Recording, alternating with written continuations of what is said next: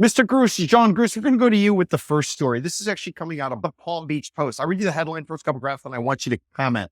Palm Beach Post headline: what can owners do as the new state rules and insurance costs drive steep condo fee hikes? And let me give everybody some background. Back in 2021, there was a disaster in South Florida. There was a collapse of a condo tower called the Champagne Tower South. It's located in Surfside on the barrier island between the city of Miami Beach and the city of Sunny Isles Beach. Belle Harbor's also up that way. As a result of that, we've had some dramatic changes that have occurred in the state legislature, as well as to insurance prices and insurance fees. If insurance companies are going to go ahead and insure some of these associations, lo and behold, they're going to have to make sure that they're actually up to snuff, that the board members of these associations are doing what's necessary. So legislation went forward, and now as of 2025, we're going to have some requirements that are suddenly put in place, and no longer can associations simply defer setting aside the money and dealing with the issues because of the disaster. Nobody wants to see that happen again. So this is a story sort of relating to that. So again, Palm Beach Post headline: what can owners do as new state rules and insurance costs drive steep condo fee hikes? Here we go, Mr. Gruss. And this story is basically an opinion columnist, a guest columnist that writes for the Palm Beach Post. People write in, ask questions, and then this gentleman sort of answers them. And here we go with the story that was written in. It says, this week I wanted to remind everyone that on December 31st, 2024, deadline for condominiums to obtain structural integrity reserve study, or an SIRS, is fast approaching. For any budget passed on or after December 31st, 2024, the reserve funds mandated by this required report cannot be waived. That's going to amount to a huge sticker shock for many condo owners who've gotten used to waiving the reserves each year. The SIRS includes all of the traditional big ticket items and also adds some items that may not have been covered in previous reserve studies. As a practical matter, this means that the bulk of your reserve will no longer be waivable. Mr. Gruss, it sounds like the state is actually going to force condo associations, which want to keep the maintenance fees low. Why? Because this is not something you can write off from your income tax. And basically the money you burn on it, you're not getting it back. What does it go for? Make sure the building is safe and make sure you got a valet, make sure you got concierge, swimming pool is clean, stuff like that. So what do you make of this? And what do you make of the looming deadline of January 1st of 2025? And what impact will that have on not only the South Florida condominium world, but also the state of Florida condominium world?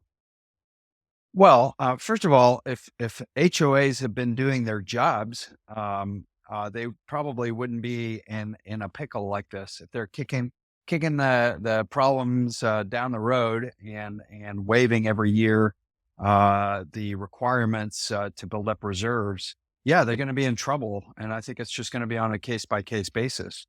I think fortunately there is there is an out for people, which is to sell their condos. I mean, we're still in a market where you can do that. I think especially as developers scout for condos to terminate and tear down and in good locations, I think there are going to be some opportunities for some of these condo owners to sell out. And they're going to, especially if they're going to face a huge increase in fees. Yeah. Very, very interesting. Mr. Gruss, let me just go ahead and continue with one other part or portion that comes out of the opinion column, and then I'll open up to the floor. In it says, I've seen condominiums where this is predicted to add 6 to even 7 figures a year to the overall budget, a huge increase. Now, Mr. Gruss, let's just kind of play this out. If you have your typical condominium community, let's call it 250 units. Yeah, ballpark. Many of them are north of 300. Some of the older ones, they're going to be less. Let's say it's 250 units. If you say it's $1 million is what's going to be added for reserves to go ahead and deal with some of these issues, you do some rough math. It's only about $4,000 a year or $1,000 a quarter, but that's in addition to what everybody's already paying, because there's been tremendous surge in association fees basically since Surfside happened. And for what it's worth, I've been told by people who do property management that basically 30% of your maintenance fees, 20% will go towards insurance, and the other 10% is going to go towards property taxes. So what do you make of ballpark $4,000 in addition to everything you've been paying? Is that something that is going to be a game changer, do you think, for owners? Or do you think that's just simply another reason where owners are going to be like, you know what, I'm out, I'm done, because this is the beginning of what could be a lot more in special assessments annually. Well, if you're retired on a fixed income, yeah, that's a lot of money. And if you don't have the resources, particularly some of the much older buildings, say you've been in a building 20, 30 years, you retired here a long time ago, you're on a fixed income, Social Security, pension, and you have these huge increases in HOA dues and fees and special assessments. I mean, that's going to come as a bit of a shock.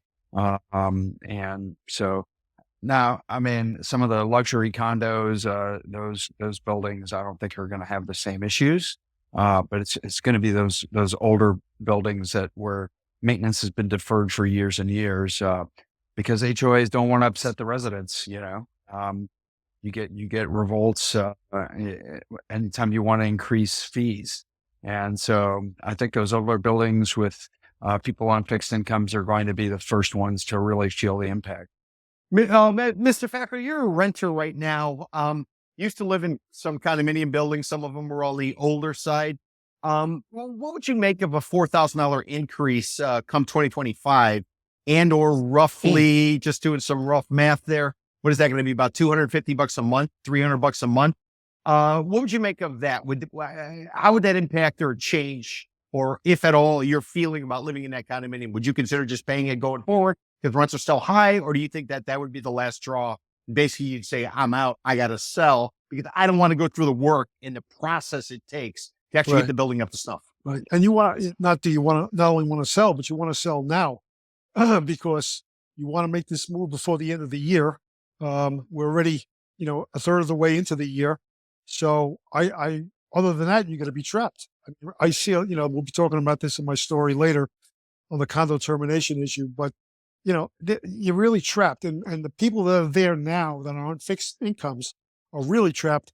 But there's also the issue of newbies looking for condos. They're really going to have to look at whatever special assessments are there, any increases in tax rolls. You're going to have to make a decision. Am I going to is it worth it to even buy, right now? So I see both sitting on the sidelines, Yeah, interesting, Mr. Fakler. And for what it's worth, I said $250 to $300 a month. You're looking, I just did some rough math there, $333 increase a month based on that scenario I laid out, which was 250 units and $1 million, just to ballpark it. Listen, a lot of these elderly people who've been living in these apartments, these condos for years, maybe only get $1,500 a month, $2,000 at most, as far as the Social Security. $300 a month is a huge increase. I mean, it's almost unfathomable for them to be able to pay that money. So, you got a lot of people in that range, that range of income. Interesting. So, we're going to go on to story number 2 with this Katherine Kallergis. She did a piece about condo termination, but before we go there, if I could just throw out, we've been running a lot of statistics. We're going up the coast, everywhere in Dade. We're finishing up Broward. Now we're going to the Palm Beach County. What I can tell you is, generally speaking, we're seeing supply go higher and higher. It's still not at a crazy amount, but what's happening is you're seeing a real slowdown in terms of velocity of transactions. So you just wonder as we go forward, as more and more people start to come to grips with what's coming in 2025, whether or not a lot of them are going to look to sell. And if they do, what will that do to pricing?